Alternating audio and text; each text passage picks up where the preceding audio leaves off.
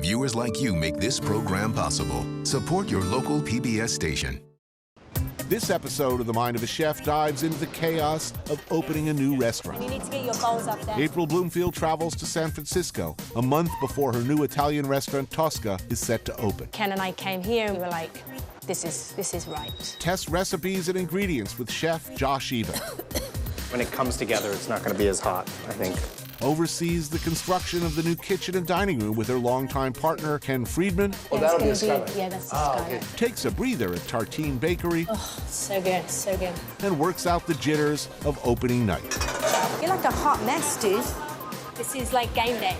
Enter the mind of a chef. Sometimes it's the simple stuff that really kind of blows your mind. This is the best thing I think you'll ever eat.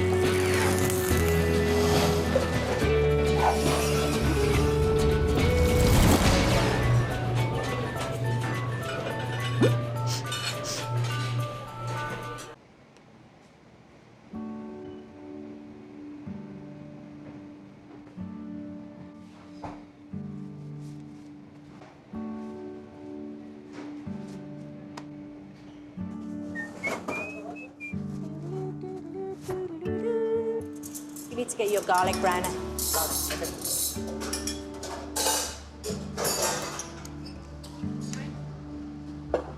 A lot. You don't have that warmth from the garlic. You need that toastiness, you know, that's what, you're gonna eat this and that's what's gonna make it really Moorish and complex.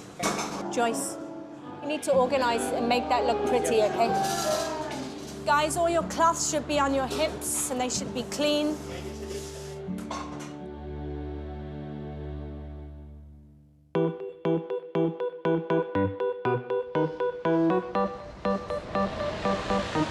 I'm opening a restaurant, Tosca, San Francisco. It's going to be my first restaurant outside of New York. Home again. You know, I'm nervous. Every restaurant is like opening your first restaurant, pretty much. It's looking good, nice and clean over there. Yeah, not everywhere. This looks good. This is the kitchen. I think the last time it was used was 1965. Bigger than I thought. There's a lot of pressure. The kitchen is intense when you're on an opening. Everybody's like aiming for one goal, and that goal is to make it successful, creative, and a fun environment to work. It's gonna shrink. Is that staying? This thing stays there? Yeah, that just got put in. Oh. Yeah. And that's the exhaust. Oh, it's there. And then that Oh, there's that'll be gonna a skylight. Yeah, that's. Ah, okay, so we'll get real light. Okay. Yeah. Yeah, it's gonna be nice, that natural light. Yeah, that'll be great. Ken Friedman is my business partner. We've been business partners for 10 years. We have a weird but wonderful relationship.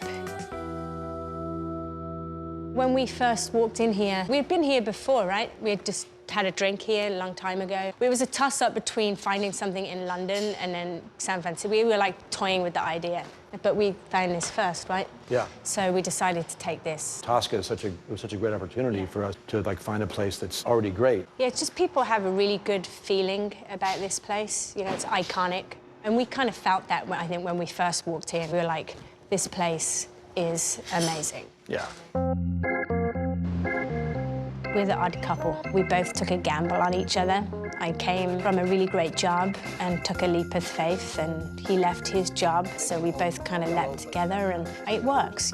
When I opened The Pig, my first restaurant, there was pressure, but there's not as much pressure as there is now, probably because I just did it and it was amazing fun. Ken lived opposite the old restaurant Le Zoo that was on the corner of West 11th and Greenwich Street. You'd taken me to like some really dodgy places. I took her to a place that used to be called M&R Bar, which I loved, on Elizabeth Street. And April like quit her job and moved to America, and okay, let's see the place that I've given my life up for. And I brought her there, and I was like, okay, here we go. Open the door, and I mean, talk about hearing a pin drop. I was like, and I didn't know her that well. Something is caught in her throat, or she doesn't like it. But when he took me to the corner of West 11th and Greenwich Street, I walked in and I'm like, this is it. This is the Spotted Pig. Like, it feels like you've just come home. Yeah. And so when we came here, we did the same thing. We were like, this is right. Like, this is a good thing. It just got really good energy. You know, people have had a great time here. We're both in agreement that it didn't really need much. And that's the thing we do. We don't really do much. Like these leather banquettes aren't really leather, you know, they're fake leather. So it kind of gets worn into the cracks and they like gaffer tape it together. So let's just get real leather and let it age. It's kind of easy. It's just like, let's find what's already here. Like these chandeliers up here, I don't love them actually, but they've been here forever. And now the more I live with them, I love them. So I just don't like those kind of light bulbs in them. Ken is basically a very energetic 12-year-old that's very creative. And I mean that in the most endearing way. But I'm more kind of level and I do things at a different pace. And also just things like these amazing murals. When you came in here, it was always really kind of dark. We just thought, well, let's just have the room be lit by the light from the murals and, of course, the light from the kitchen, and then light on the table, lighting people up. People always look sexy when they're lit up by candles. You know, makes people look hot. So we kind of balance each other out. That's good, because he'd be opening 30 restaurants by now, and I'm a little bit more reserved. You know, this is going to be nice to be able to get that heart beating again. It's going to be very delicate. I wanted it to be a bit more inviting because, you know, people are not used to seeing a kitchen there. So it's kind of, we need to do it gently. You know, it's going to be fun when it's finally done. I mean, it was fun when we came here on trips. We came a couple of times, felt our way around, you know, just to sit at that bar, and it's such a huge bar, but it's so beautiful to have customers do that and hopefully get the same feeling that we got when we sat at the bar. That's what's going to make it, you know, for people to have that experience. Yeah, that's what it's all about, yeah. Another great restaurant in San Francisco and another great Italian restaurant in North Beach. Those are all positive things, you know, I hope. Touch wood. This is going to be great, babe. It's going to be great. Josh Even, he's a great guy. He walked through my door first day, and he was just a great presence, you know, he was a breath of fresh air. Every time I give Josh a challenge, he really does just excel. He embraces whatever I'm asking for him to do. So when I suggested that he might want to move to San Francisco, you know, he was ready for a change. The hardest part of opening a restaurant is getting the foundations laid for creating a great menu that people want to eat. The foundation is the ideas, and then once you have the menu ready, or in your mind at least somewhere ready, then you start recipe testing the core signature dishes that you think might be successful. Me and Josh will have ideas, like a Sunday spaghetti and meatballs. This I've worked on quite a bit so far. We've gone through many iterations. Lots. I started just looking at very classic Italian grandma meatball recipes. And then we'll taste. And we'll just keep testing until we reach some point where we're like, this is it. These are ready. So what we have now is short rib and pork shoulder. The buttermilk's gonna add some tartness to cut through all that fat, as well as the tomatoes in the sauce. Josh's little toasted fennel seeds are gonna add another nuance in there. I like the fennel seed. I'm not sure Chef does. Well, I'm excited to see this version because I'm sure it's going to be spot on. Mussel soup.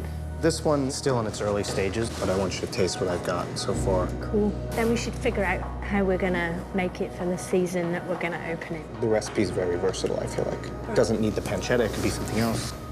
We start with a wide range of stuff, and then we test and test and test. We'll just start kind of crossing off. Some things just don't make the cut.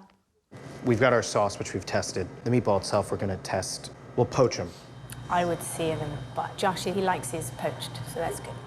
So when I stood in this empty Tosca space, and I saw a plancha this big and 6 burners this big, I thought, how are we gonna sear off 800 meatballs a day? Sometimes your first version is great. You don't have to really do much to it. You know, you might just tweak it. It just varies on what it is you're cooking, how you feel about it, where your ideas came from. Love it. It's like hit something in your soul. That's when you know it's right. It's kind of like a light bulb goes off and everything on your palate is balanced. So you get these little hits of sweet, salty, the herbs in the right place. So maybe you'll just taste like a hint of the marjoram instead of like lots of marjoram. You know, you have this kind of connection. I just love chopping herbs. I love cooking. Josh, can you turn that pan on so we can fry one of these little meatballs? let's add a little bit of this. It needs to be a little bit like this. So we go back, put something funky in it, something that's gonna fortify the meatball. We tried a bit of liver, but it was too bouncy and we lost the texture. So let's try some guanciale. Go back, test it. And you know, it might take a long time to get these recipes down. So good. I like that crispy texture on the outside. That means he's gonna be frying them on that little plancha. Sometimes when I suggest stuff, they'll just look at me and go, you know, but they know it's right, you know?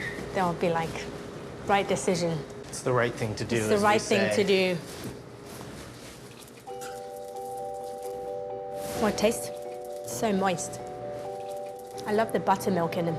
Yeah. The spice is really good. I could just eat that on a sandwich. I'm excited for a chef to taste the soup. She's got this palate where maybe I'm going too heavy on the garlic, like with the meatballs, too much. And chef figures that stuff out really well. It's great. I like the coriander in there. I took some out because I was like, oh, I'm over coriandering it, but I think it's gonna be good. You know, you make the best soups, Joshy. Oh, thank you, chef. You just eat this like this already, right?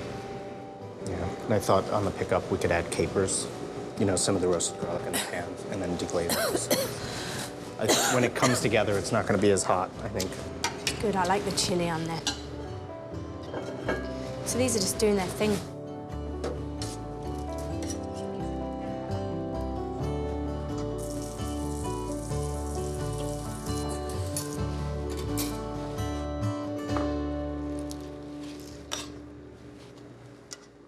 What do you think?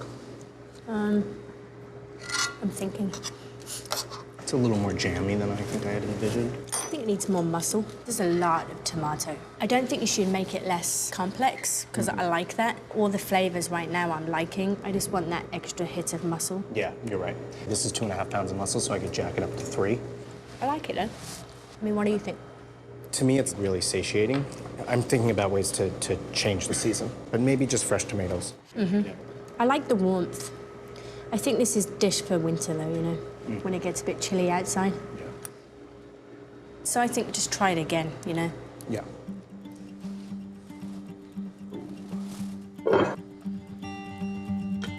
Joshy, cut that open.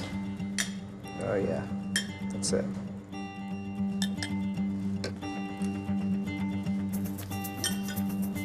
Yeah, I'm pretty pleased. This is such a good feeling. It is, isn't it? It's like, phew.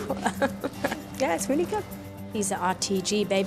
Yes. One down. We're gonna sell so many meatballs. I love that extra guanciale we just put in at the last minute, right? Yes. That was terrible. Let's do it again. He's a great cook. He's definitely got the palate, which is cool.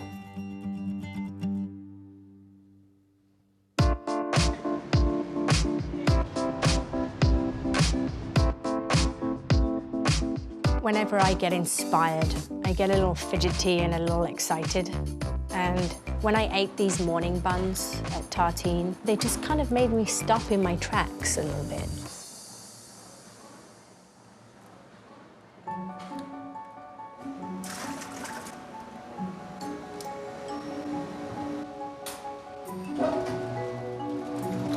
It just doesn't get boring, does it? You know? Not really. No. To be inspired and actually get to see Chad working, he is a master at what he does and has taken the time and the energy to perfect that thing. I mean, it's humbling. He makes it look so easy.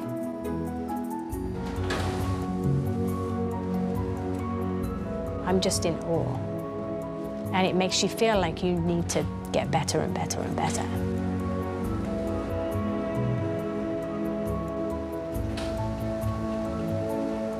Much better than doing it by hand, I gotta say.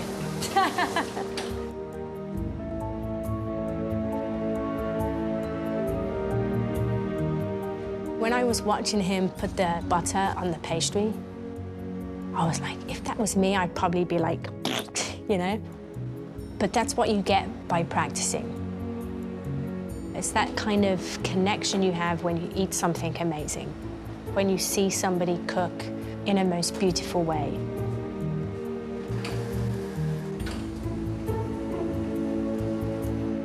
Let's move. I like that move. Is that just to help the sugar stick? Exactly. When they're baking, it forms, you know, like a caramel. That's the best bit, isn't it? Yeah, to me, it really makes it. Oh, so good. There's something about cooking with your hands, about touching food and being tactile. I'm kind of nervous making morning buns with you. They look perfect. And to see that Chad is so passionate and is making it in a way that's elegant and beautiful. It gets you, yeah. I was like, wow, I need to work harder.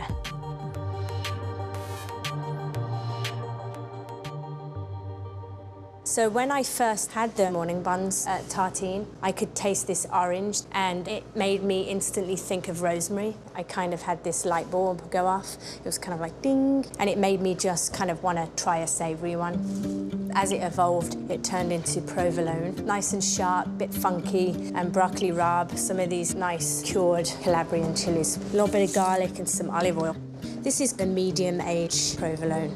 Tosca hasn't served food since 1965, so I want to do breakfast. Even if it's just something simple, like a little boiled egg on the bar, some morning buns, get some good coffee. So that's my plan. And it's great. I'm going to put in my Calabrian chilies. They're all nice and juicy, full of seeds, make them nice and spicy. Broccoli rabe. This is great because it's quite herby and earthy. So I'm just going to pulse it, and then I'm going to add some oil. This is a nice spicy oil too. You don't want too much oil because you've got a lot of fat in there, you know, a lot of butter from the layering. So this is just bring it together into, what are you smiling at? And I'm just like pouring a ton in. It's hilarious. This looks great. I want to take a look. It's kind of a nice paste. Sometimes you get like a chunky chili. I quite like those, like a nice hit in one bite. So I'm just gonna roll this out a little bit thinner because it's too thick. This is just a straight croissant dough that's got no sugar in it. But it has copious amounts of butter. That's what makes it so delicious, and it makes all the layers. I think this looks good. This is the fun part. Salt. I like this too because it's so simple, because the rabe, it's not cooked. Basically, you're making a pesto, you know? Sometimes when you open a restaurant, you come up with a menu. You'll get in the kitchen, work on it, or you'll be like, this is not gonna work. So in your head, it might change by the time you open. You know pretty fast. Yeah, feels good. Looks kind of cool, right? You can smell those chilies, which is amazing. Nice coffee in the morning, or broccoli rabe, morning bun. Smells good. There you go. So we're gonna proof those for about 25 minutes. Now more, throw them in the oven. That's it. Okay, so they're ready. They smell really good.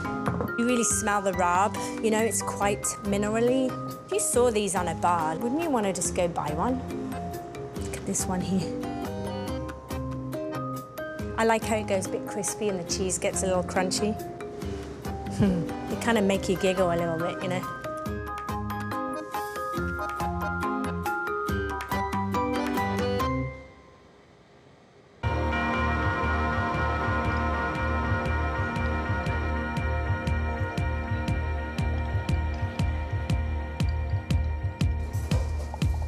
It's opening night.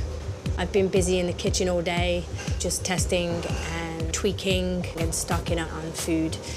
We've had failures, we've had successes. This is the end result of that hard work. Hot, hot, please, hot.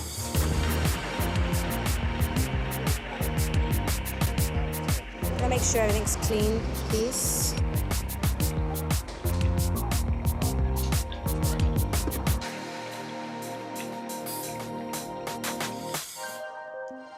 When you open a restaurant, it's scary because you're putting yourself out there, you know, as someone that's creative or passionate, you're putting yourself on the line.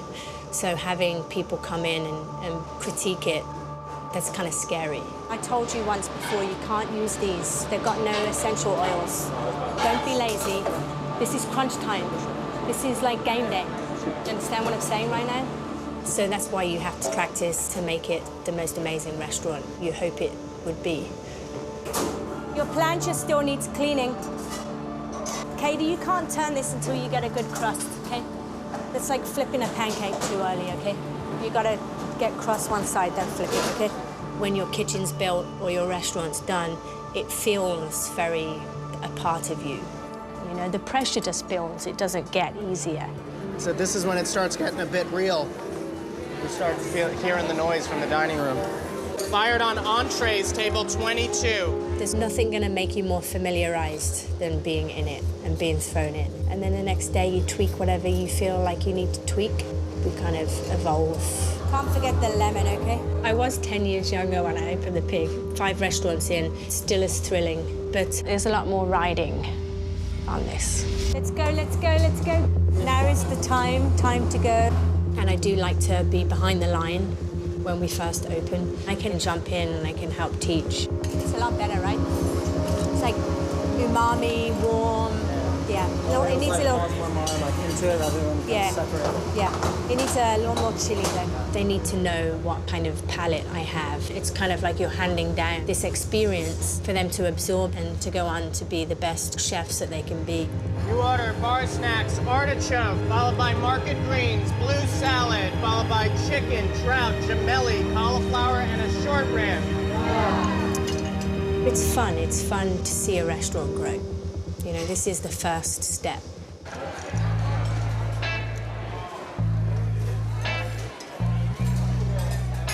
It's important to keep that life going, to keep the heart beating. You know, the heart of the restaurant is the kitchen. The work doesn't stop as soon as you're open. You can't just give up. You have to be there, and you have to work out the kinks, and you have to learn, and you have to progress. It's a living, breathing thing. And I love that. I love seeing everything just grow.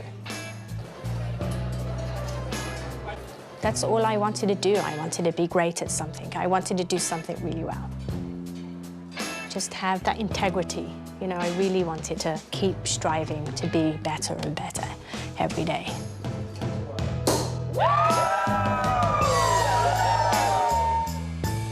I still have much more to do.